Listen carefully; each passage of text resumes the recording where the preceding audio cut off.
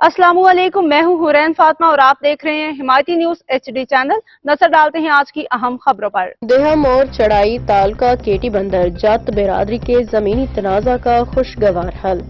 Karachi defence housing authority DHA से ताल्लुक रखने वाले देहा मोड़ चढ़ाई तालका केटी बंदर के इलाके में जत बिरादरी के दरमियान जमीन के तनाजे का मामला आखिरकार खुश उसलूबी से हल कर लिया गया।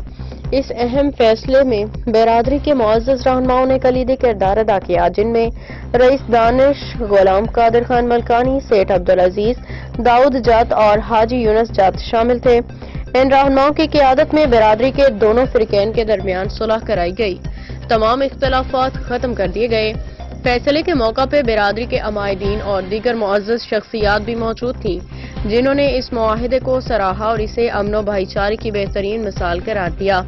जत बिरादरी के बुजुर्गों ने दोनों फ़िरक़ैन के दरमियान रिवायती केरकंड दूध पिलाने की रस्म अदा कराई, जो कि सुलह व भाईचारे के अलामत समझी जाती है। इस मौका पे मुकर्रिरीन ने कहा कि हुज़ूर अकरम सल्लल्लाहु अलैहि वसल्लम की हदीस मुबारका है कि दो झगड़ने वालों में सुलह कराना बहुत बड़ा सवाब है।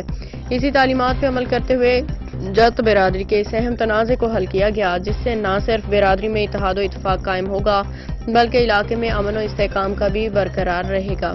बिरादरी के अफराद ने इस फैसले पर इत्मीनान का इजहार करते हुए बुजुर्गों और मुअज़्ज़ज़ीन का शुक्रिया अदा किया और इस अज़म का इजहार किया कि आइंदा भी किसी भी तनाज़े को पुरअमन तरीके से हल किया जाएगा। गुलाम मुस्तफ़ा जत की रिपोर्ट।